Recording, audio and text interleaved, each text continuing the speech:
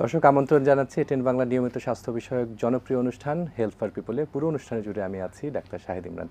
দর্শক মণ্ডলী, এই অনুষ্ঠানের মাধ্যমে আমরা সরাসরি আপনাদের প্রশ্ন এবং তার প্রশ্নের প্রেক্ষিতে আমাদের বিশেষজ্ঞ অতিথির মাধ্যমে আমরা জানাতে চেষ্টা করি বিশেষ কোনো রোগের বিষয় বা বিশেষ কোনো জনস্বাস্থ্য বিষয়ক জনগুরুত্বপূর্ণ বিষয় নিয়ে আপনাদের কাছে। আজকে আমরা অত্যন্ত প্রাসঙ্গিক কারণে একটি বিষয় নির্বাচন করেছি। আমরা জানি যে ব্যথায় মানুষ ভোগেন শরীরের বিভিন্ন অংশে, এটি বয়সকালে এবং এটি তরুণদের মধ্যেও এই ধরনের ঘটনা ঘটে থাকে।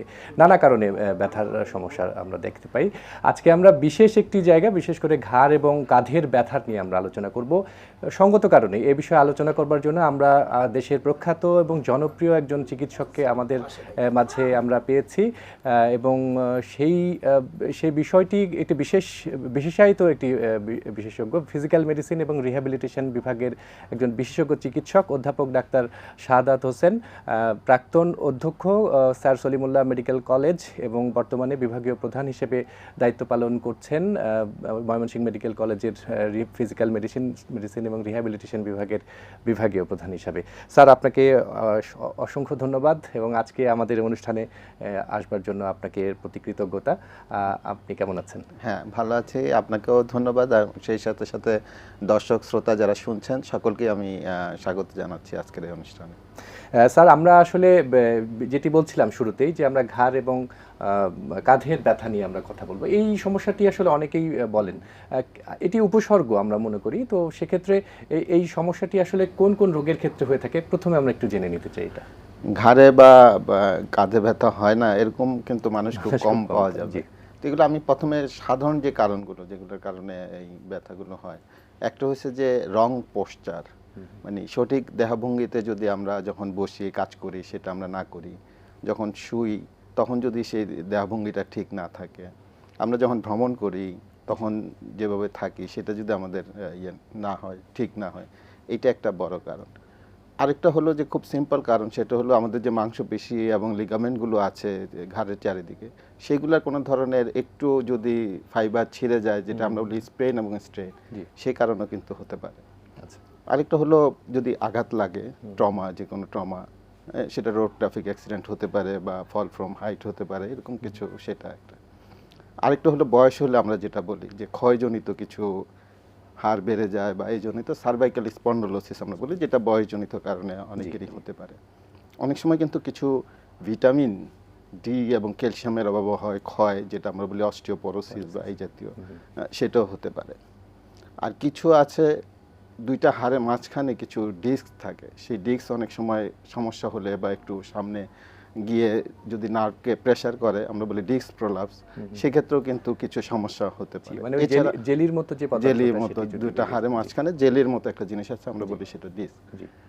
অনেক সময় কিন্তু আমাদের এই কিছু বাতের রোগে, যেটা আমরা বলি প্রদাহজনিত বাতের রোগ, সেখানেও কিন্তু এরকম ঘাড় ব্যথা হতে পারে এবং সেটা সাধারণত অন্যান্য জয়েন্টের সাথে ব্যথা হতে পারে, যেমন কাঁধের জয়েন্টে ব্যথা হতে পারে বা অন্যান্য জয়েন্টের সাথে ব্যথা হতে পারে।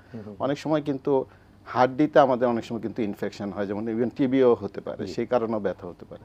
কিছু গুরুতর কারণ আছে, যেমন এই আমি বললাম ইনফেকশন, আবার অনেক সময় ক্যান্সার, বা যদিও সেগুলো খুব কম, সেক্ষেত্রেও হতে পারে। আবার অনেক সময় কিন্তু প্রেশার বেড়ে গেলেও ঘাড়ে ব্যথা হতে পারে, সাধারণ একটা কারণ। আরেকটা, অনেক সময় হার্টের সমস্যার কারণেও কিন্তু আমাদের সেখানে যেতে পারে, সেটাও কিন্তু রেফার পেন হিসাবে ঘাড়ে বা হাতের দিকে যেতে পারে। সুতরাং এগুলাই মোটামুটি মানে এটা তাহলে এখানে অনেকগুলো বিষয় চলে এসছে এবং আসলে ঘাড়ে ব্যথার নানা কারণ হলেও রোগ কিন্তু ভিন্নতর, আমি যেটি বুঝতে পারছি। আমরা সম্প্রতি বিশ্বকাপ খেলা শেষ হয়েছে, তারপরে বিভিন্ন স্পোর্টসম্যান যারা আছেন, খেলোয়াড়, তাদেরও তো এই ধরনের সমস্যা হয়ে থাকে, এই ধরনের ইনজুরিতে মাঝে মধ্যে আমরা ভুগতে দেখি, সেটিও তো একটি কারণ হতে পারে। হ্যাঁ, ইনজুরি এবং ট্রমাও একটা কারণ।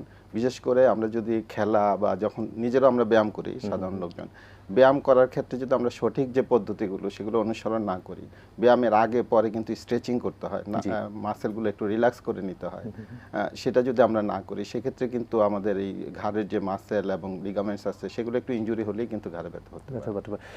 সেক্ষেত্রে আমরা যে খেলাই, আমাদের ছেলে মেয়েরা খেলে, আবার আমরা বয়সকালেও অনেক সময় আমরা চেষ্টা করি যে একটু ফিটনেস ধরে রাখার জন্য আমরা খেলি, ব্যাডমিন্টন খেলা, ফুটবল খেলা, বিভিন্ন ধরনের খেলায় আমরা মেতে উঠি।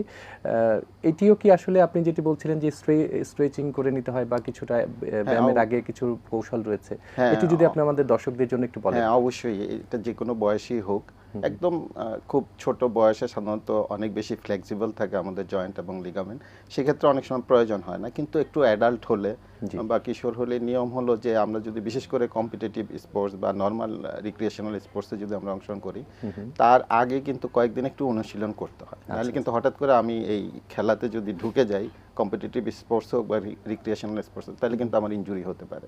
এবং ওই যেমন আমরা একটু অনুশীলন করতে হবে, অনুশীলনগুলোর মধ্যে অবশ্যই স্ট্রেচিং থাকতে হবে, অবশ্যই কিছু অ্যারোবিক এক্সারসাইজ থাকতে হবে, কিছু আমরা বলি মাসেলের শক্তি বাড়ানোর জন্য কিছু এক্সারসাইজ আছে, সেগুলা থাকতে হবে।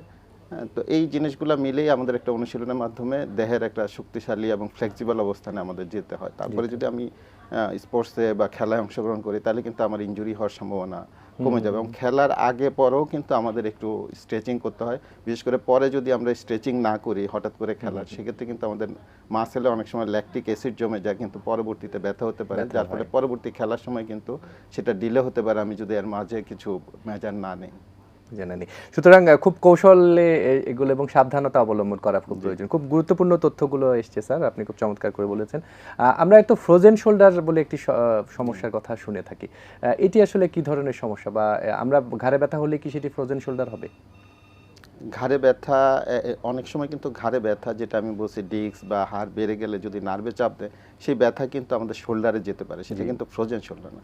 ফ্রোজেন শোল্ডার হলো ওই জয়েন্ট, ফ্রোজেন যে আমাদের শোল্ডার যে জয়েন্টটা রয়েছে, কাঁধের যে জয়েন্টটা রয়েছে, সেই জয়েন্টের চারিদিকে যে ক্যাপসুলটা আছে সেখানে কিছু প্রদাহ হয়, প্রদাহের কারণে সেটা শ্রিঙ্ক করে যায়, যার ফলে এই ফ্রোজেন শোল্ডার, যার ফলে আমাদের হাত নাড়াচাড়ায় সমস্যা হয় এবং সাথে ব্যথা হয়। তো এই ধরনের এই কাঁধে যে ব্যথা বা শোল্ডারে যে ব্যথা, সেটা যদি ঘাড়ের থেকে আসে, সাধারণত আমাদের হাত নাড়াচাড়া করতে সমস্যা হয় না, তবে ব্যথা হতে পারে। কিন্তু যদি ফ্রোজেন শোল্ডার হয়, সেক্ষেত্রে কিন্তু ব্যথার পাশাপাশি আমি নাড়াচাড়া করতেও আমার সমস্যা হবে। এটা হলো দুইটার মধ্যে মোটামুটি একটা পার্থক্য। তবে এই যে ফ্রোজেন শোল্ডারের সাথে কিন্তু আরও আমাদের ওই জয়েন্টে আরও কিছু সমস্যা আছে, যেটা আমরা বলছি প্রদাহজনিত বাতের রোগ, সেটাও হতে পারে, আবার আঘাতজনিত কারণেও হতে পারে এই শোল্ডারের সমস্যা। এছাড়া অনেক সময় ইনফেকশন হলে, জয়েন্টে ইনফেকশন হলে, সেক্ষেত্রেও কিন্তু এখানে সমস্যা হতে পারে।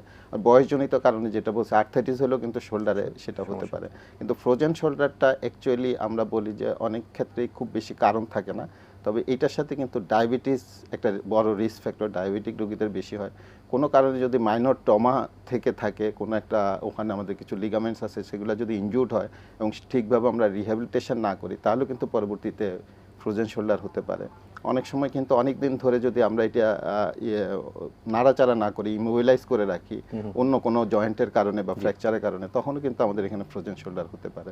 অনেক সময় কিন্তু স্ট্রোক এবং কিছু স্নায়ুঘটিত কারণে যদি আমরা নাড়াচাড়া না করি, সেক্ষেত্রেও কিন্তু আমাদের এখানে ফ্রোজেন শোল্ডার হতে পারে। অনেক সময় কিন্তু হার্টের সমস্যার কারণে আমরা যদি অনেকদিন শুয়ে থাকি বা নাড়াচাড়া না করি, সেটাও কিন্তু একটা রিস্ক ফ্যাক্টর, যার ফলে পরবর্তীতে ফ্রোজেন শোল্ডার হতে পারে। নানা সমস্যা আসলে হইতেই পারে, এবং আপনি খুব ভালোভাবে বললেন আমাদের দর্শকদের জন্য। অনেক সমস্যার কথা শুনেছি, আজকে আমাদের আসলে সময় বিলম্বিত কারণে সময়টি কম। আমরা একটু দর্শকদের জন্য জানতে চাচ্ছি, এই যে সমস্যাগুলো আসলে এখানে করণীয়টা কি, এবং কি ধরনের চিকিৎসা নিতে হবে, কোথায় যেতে হবে, কারা এই চিকিৎসাটা দেবেন, আমাদের দর্শকদের জন্য যদি একটু বলেন। এগুলো সাধারণত অনেক ক্ষেত্রে আমি ঘাড়ে ব্যথা বা কাঁধে ব্যথা যেগুলো বলেছি, অনেকগুলোই কিন্তু ইজিলি ভালো হয়ে যায় এবং অনেকে ঘরোয়াভাবেই চিকিৎসা করতে পারে। তবে কিছু কিছু হলে, যেমন তীব্র ব্যথা যদি হয়, কয়েক সপ্তাহ যদি ব্যথা না কমে এবং সাথে যদি ফুলা সহ ব্যথা হয়, অথবা রাত্রে ব্যথা বেড়ে যায়, অথবা বিশ্রামে ব্যথা বেড়ে যায়, ব্যথার ওষুধ খাওয়ার পরে যদি ব্যথা না কমে, তাহলে কিন্তু চিকিৎসকের শরণাপন্ন হতে হবে।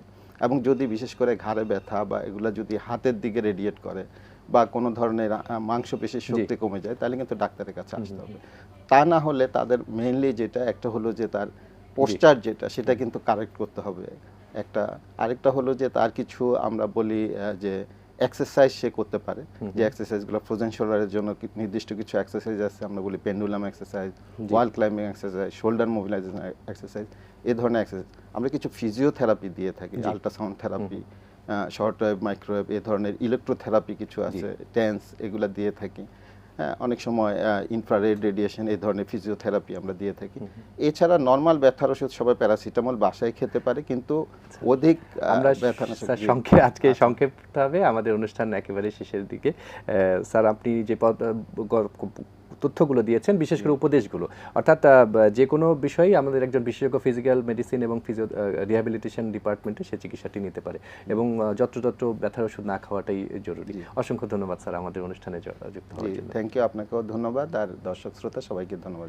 দর্শক মণ্ডলী, আজকে আমরা কাঁধের ব্যথা নিয়ে অনেকগুলো তথ্য পেয়েছি, উপদেশ পেয়েছি আমাদের বিশেষজ্ঞ চিকিৎসকের মাধ্যমে। আশা করছি সেইগুলো প্রতিপালন করবেন। আগামী অনুষ্ঠান দেখবার আমন্ত্রণ জানিয়ে এখানেই শেষ করছি। ভালো থাকবেন, সুস্থ থাকবেন, আল্লাহ হাফেজ।